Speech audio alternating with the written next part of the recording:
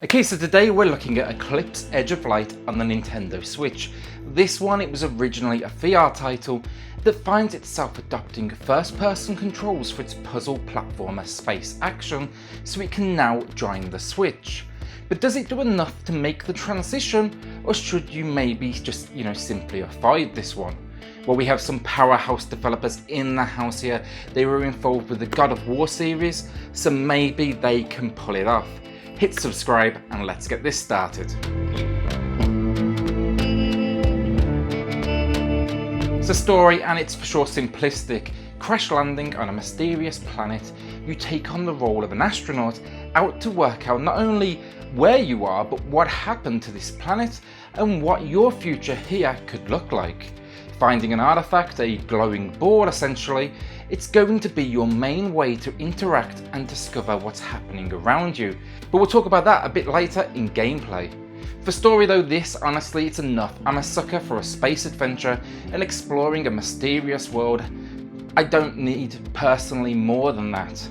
Fortunately though, for those looking for deeper meaning and information, the world here is littered with small pieces of text and history you will naturally uncover as you progress from information on the locations to stories about an ancient alien race.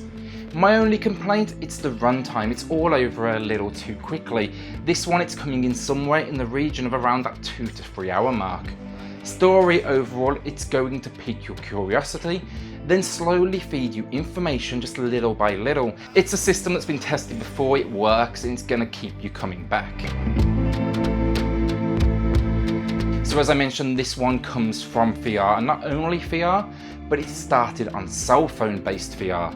That's not necessarily a bad thing, but it should give you an idea that gameplay here, it's going to be pretty simplistic. What we really get here for gameplay is a few small skills, but they do a great job of mixing these up to keep things feeling fresh and new. First off, we get a scanner that allows you to look over artifacts, over locations, and just generally dig up and discover more information. Then you'll get some light platforming, which I will say is a ton of fun. You use a jetpack to basically get around, and I mean, when's it not great fun to fly around the screen?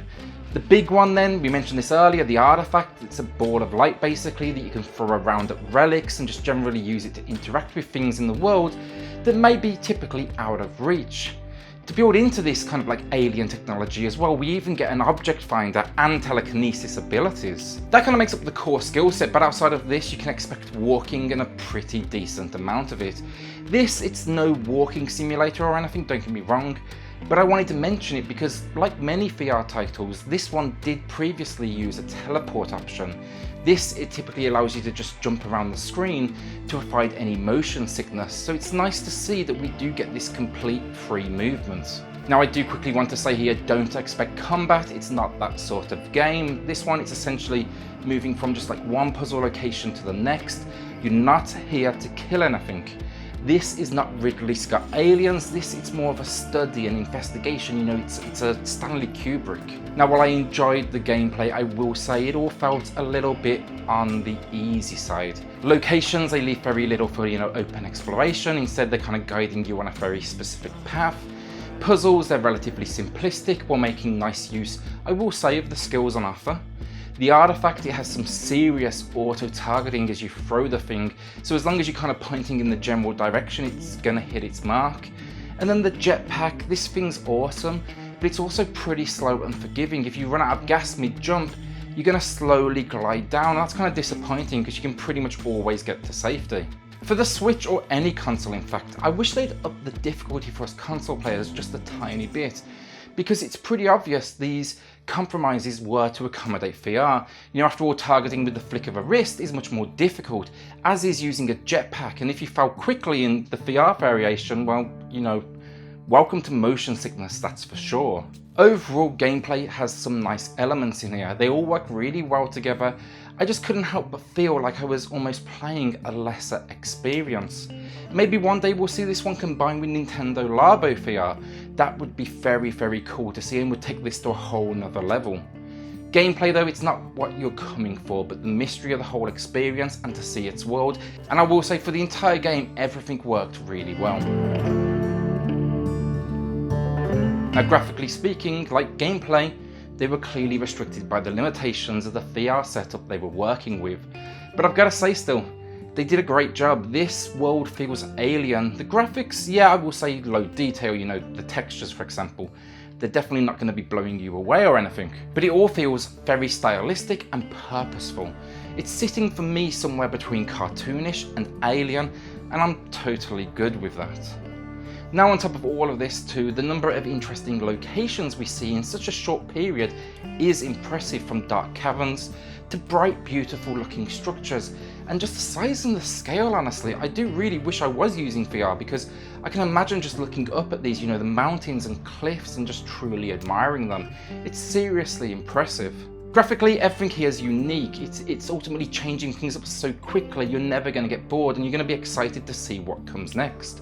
For a VR title too, I gotta say I was really impressed with the lighting effects on offer as well. From silhouettes of relics in the background to the sunlight just bouncing off everything in sight, it adds a layer of realism and it really works.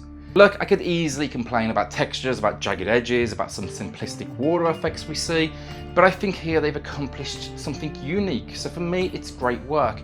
They wanted to design something that felt alien and they've definitely achieved it. Here's the last up audio, and what a stunning piece of work. Straight away I'm telling you, this is just a great soundtrack. It's the best part of the game by far.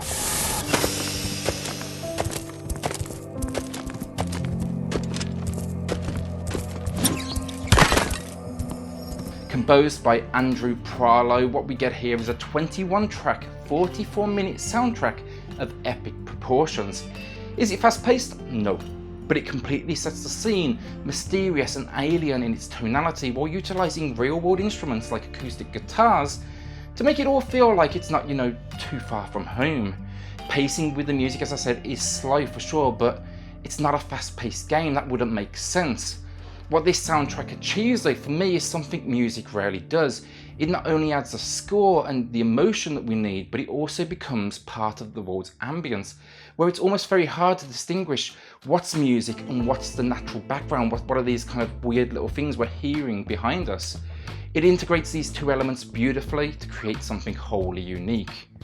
Now the soundtrack, as you can probably tell, does most of the work here on the sound front, but yeah, we do still get the odd sound effect, you know, the artifact, the scanner, the jetpack, but layering this with the music, what we get here is a truly special audio package. Amazing work, and if you want to check it out, you can actually find it over on Spotify.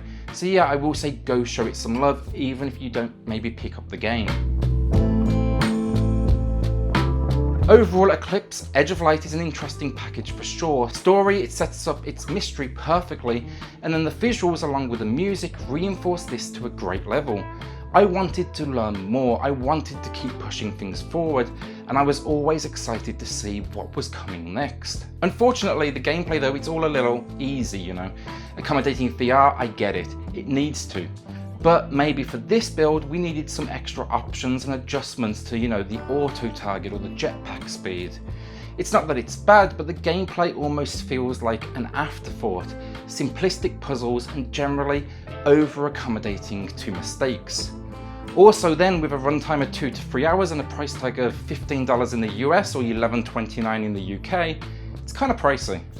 I would have felt better here saying sub $10 or £10. With that though, it simply means this one, it's kind of an acquired taste. One of my favourite games of recent memory was Firewatch, and I would link this as being very similar almost, so I'm definitely the target audience. Gameplay here is simply a trigger to push the story forward, and I will say once I started I couldn't put it down till the very end. If price seems a little too high, yeah, wait for that sale, but I do recommend checking it out if you like that sci-fi exploration mystery idea. Today I'm awarding Eclipse Edge of Light a good 7 out of 10.